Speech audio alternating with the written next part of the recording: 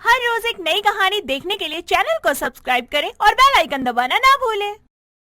अपूर्वा अपने पति हिमांशु के हाथों में टिफिन देती है। हिमांशु अपूर्वा को फोरहेड पर किस करता है और ऑफिस के लिए निकल जाता है। ऑफिस पहुंचकर वो देखता है कि उसकी बगल वाली सीट खाली है, जहां थोड़े समय बाद एक ग्रीटी नाम की लड़की आकर बैठ जाती है, जिसने शॉर्ट ड्रेस पहनी होती है।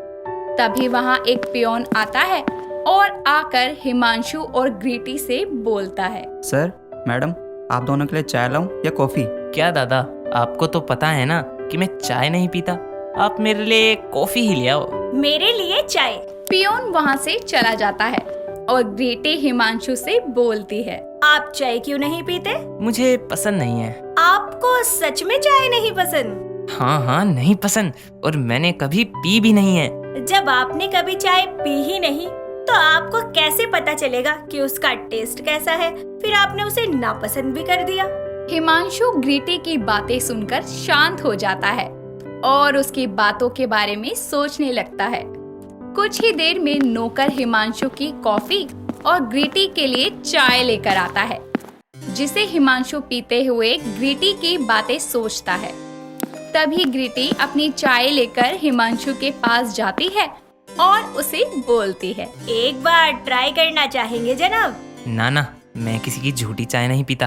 अभी तक मैंने झूठी नहीं की है, आप चाहे तो पी सकते हैं। इतना बोलकर ग्रीटी अपनी चाय वहां रखकर अपनी सीट पर बैठ जाती है और काम करने लगती है। कुछ देर बाद में हिमांशु चाय पीकर अपने काम में लग जाता है और शाम को वो अपने लिए चाय ही मंगवाता है। साथ ही साथ रात को घर जाकर ग्रीटी के बारे में सोचने लगता है। हर बार की तरह हिमांशु ऑफिस के लिए तैयार होकर निकल जाता है, पर आज अपूर्वा के सर पर बिना किस किए ही वो घर से निकलता है। ये देखकर अपूर्वा को थोड़ा अजीब फील होता है।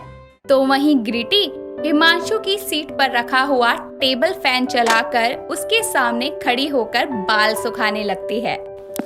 तभी हिमांशु वहां आता है, जिसे देखकर हड़बड़ाहट में ग्रीटी वहां से जाने लगती है। तभी उसका पैर फिसलता है और वो हिमांशु के ऊपर गिर जाती है और उसके सारे बाल हिमांशु के मुंह पर आने लगते हैं। हिमांशु खुद को रोक नहीं पाता और दोनों के बीच किस हो जाती है। तभी उनके कैबिन के डोर से एक आवाज आती है, जिसे सुनकर हिमांशु जल्दी से ग्रीटी और खुद को उठाकर बोलता है, कौन है? सर, आज आपके लिए चाय लाऊं या कॉफी? हाँ दादा, आज 2 चाय लाना। अब से मैं भी चाय ही पीऊंगा। मैंने बोला था ना, एक बार ट्राई कीजिए, आपको पसंद आएगी। अगर मैं कॉफी मंगवाता तो तुम फिर से मेरे पीछे पड़ जाती। बस इसीलिए चाय मंगवाई है। वैसे एक ही दिन में चाय के साथ आपको मैं भी बहुत पसंद आ गई, जो मेरे इतने करीब आ गए। व्हाट? तुम बोलना क्या चाहती हो? अभी जो कुछ भी हमारे बीच हुआ वो सब गलती से हुआ। अब तुम मुझसे दूर रहना, समझी? क्योंकि मैं एक शादीशुदा इंसान हूँ। उसकी ये बात सुनकर ग्रीटी उसके पास जाती है और उसको फिर से एक बार हग और किस करके बोलती है, अब बोलो, पास आऊं कि नहीं? हिमांशु कुछ नहीं बोल पाता और वो बहक जाता है।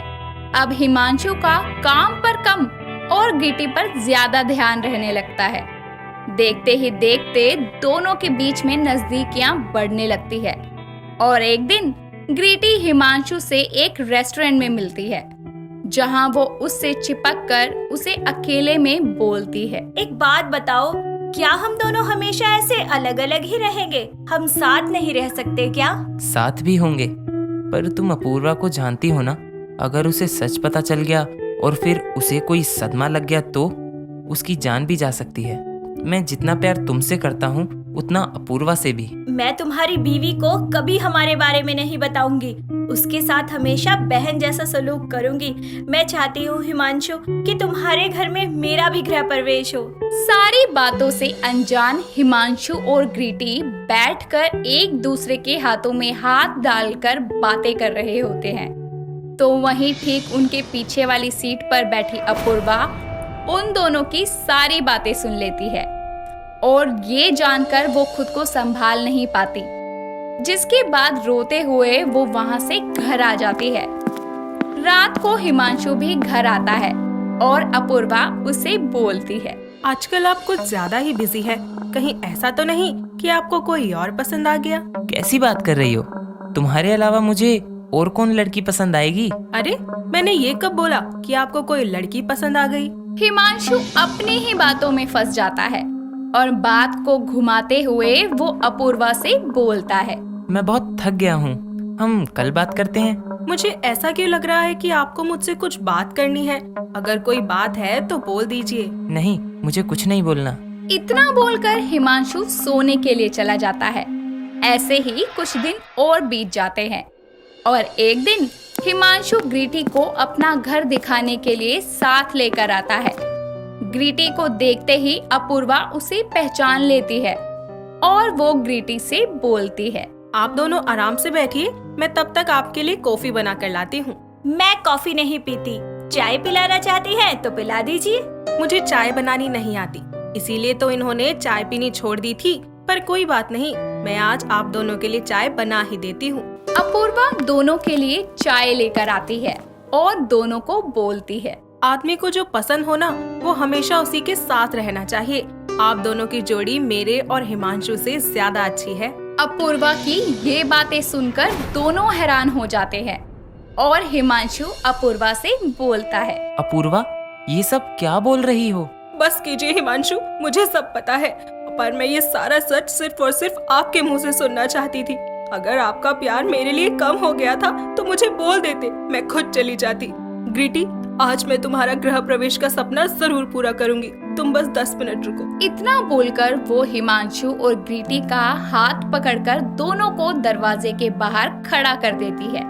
अपूर्वा किचन में जाती है और आरती की थाल के साथ चावल से भरा हुआ कलश और आलता का थाल तैयार करके बाहर आती है, जहां वो उन दोनों की आरती उतार कर ग्रीटी से कलश पर उसका दायां पैर मारने को बोलती है। ये सब करके ग्रीटी आलते की थाल में अपने दोनों पैरों को रखकर घर के अंदर आती है और अपूर्वा उनसे बोलती है, सारा सच जानने के बाद अभी तक मैं शायद इसीलिए जिंदा थी ताकि मैं अपने जीते जी अपनी सौतन का गृह प्रवेश करवा सकूं। ऐसा मत बोलो, मैं कभी नहीं चाहती थी कि तुम्हें कुछ हो। हिमांशु तो खुद मुझसे दूर जाना चाहता था, पर ऐसा हो ही नहीं पाया। ऐसा इसीलिए नहीं हुआ क्योंकि भगवान भी यही चाहता था कि मैं अपने हाथों से अपनी सौतन का गृह प्रवेश करवाकर इस दुनिया से अलविदा ले सकूं। मुझे माफ कर दो अपूर्वा, पर सच में मैं तुम्हें खोना नहीं चाहता था, बस इसीलिए कभी हिम्मत नहीं हुई कि मैं तुम्हें सच बता सकूं। हिमांशु अपूर्वा से माफी मांग ही रहा होता है कि तभी अपूर्वा की तबीयत बिगड़ जाती है। हिमांशु जल्दी से अपूर्वा को उठाकर हॉस्पिटल लेके जाता है, पर अपूर्वा उसको रोककर उससे बोलती है, मेरे पास अब समय बहुत ही कम है, कम से कम आज तो मुझे आपके साथ समय बिता लेने दो। आज के बाद मैं आपसे कहाँ मिलूंगी? अच्छा, मैं आपको छोड़कर जा रही हूँ। आखिरी बार क्या आप मेरा माथा नहीं चूमेंगे? वैसे भी आप कुछ महीनों से भूल चुके थे, आज मैं आपको याद दिला रही।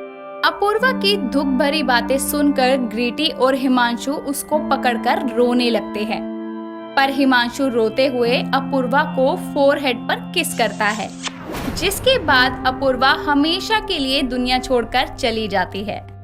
उसके जाने के कुछ ही दिनों बाद ग्रीटी और हिमांशु शादी कर लेते हैं। हिमांशु शादी तो कर लेता है, लेकिन अपनी पत्नी अपूर्वा के जाने के बाद उसको अपनी गलती का एहसास हमेशा रहता है और वो अपूर्वा को याद करके अपनी सारी जिंदगी गुजार देता है। दोस्तों, अगर आपको ये कहानी पसंद आई तो इसे लाइक करें, शेयर करें और कमेंट करके बताएं कि कहानी में आपको सबसे अच्छा क्या लगा।